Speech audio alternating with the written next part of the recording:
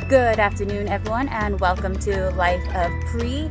I am now heading into lab for my shift. My lab is pretty big. We have up to 25 people, and so the way we do it is we have a morning, afternoon, and evening shift, and I have the afternoon shift from 12:1-ish to 5:6-ish, and I plan to do some PACE and PCR, so let's get to it.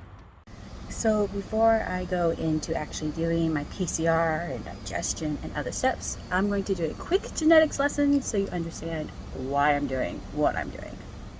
Okay, so we have our chromosome here.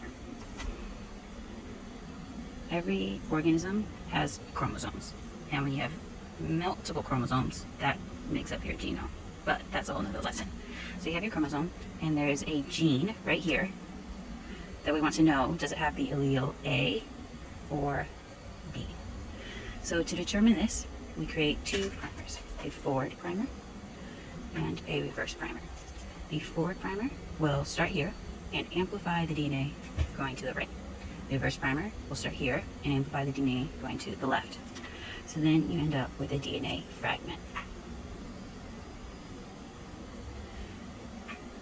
So now we have the fragment, we still need to determine, is it A or B? To do that, we will get an enzyme. And the enzyme will cut the fragment if it has an A, or it won't if it's a B. And that product, after you use your enzyme, you run on a gel. If it's an A, meaning it gets cut right here in the middle, you're going to end up with two smaller fragments that move quickly down the gel because they're small. If it's B, you're going to end up with one fragment up at the top because it's going to be a long fragment, right? It hasn't been cut. Well, A is two small ones, right? And let's say it's heterozygous. What if it's A and B, right? Because chromosomes come in pairs, right? So you actually have two chromosomes. Then you'd actually end up with 3 bars, 3 lines, because you have the B, which wasn't cut, on one chromosome, and on the other pair, you had A, and so it gets cut into 2 fragments. So that's what I'm trying to determine for my PCR. Is it A, B, or a het? So something I didn't say earlier is that when you use primers like this, it's actually called a PCR, polymerase chain reaction, and you're basically taking a little bit of DNA and making a lot of it. And so you're amplifying your DNA. And this is called your PCR product. Once you have your PCR product, that's when you do a digestion with the enzyme to cut it into the different sizes. And so that's what I'll be doing today, is a digestion where I use the enzyme to cut the DNA into its appropriate fragments. So now I have my APA1 enzyme, my cut smart buffer, my PCR results, and water, pure water.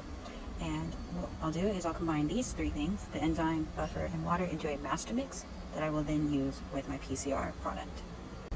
Okay, so here is my master mix. It's not a lot, right? So for every digestion, for each sample, you need 1 microliter of the buffer, 0.1 of the enzyme, and 1 microliter of water. And I have 80 samples, so I have made a total here of basically 160 microliters of the master mix. And I will distribute it throughout these 8 tubes, which I will then use a multi-pipette to quickly and easily put them into each PCR result well. And so we have a multi-pipette here that I will do this with. Now, this plate is actually empty. It doesn't have the PCR results in it yet, and I will add it after I add the master mix.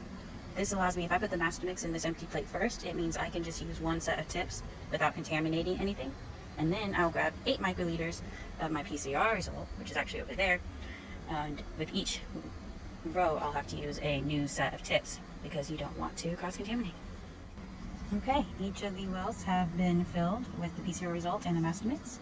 So now it is time to put on the cap. Just goes like that. Top, I will centrifuge it down to make sure it all mixes, and then put it in the machine.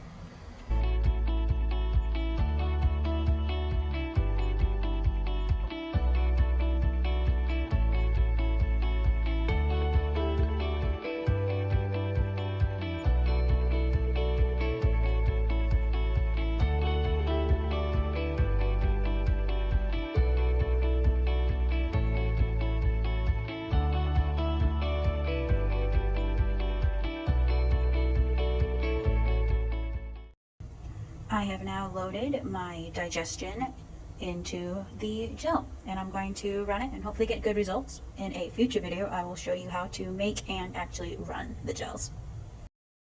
So now it's time to look at the results, and they turned out really well. But I want to bring your attention to these 3 wells because they are prime examples of what I was talking about earlier. This well is an example of B. It was not cut and has 1 upper line. The next well is an example of A. It was cut by the enzyme and has 2 lines, while this is heterozygous. It has the upper line, but also has the 2 bottom lines. So there you have it, a very quick lesson on a digestion and how it works. If it wasn't clear, well, future videos, right? This one's already long enough, so have a great day, everyone.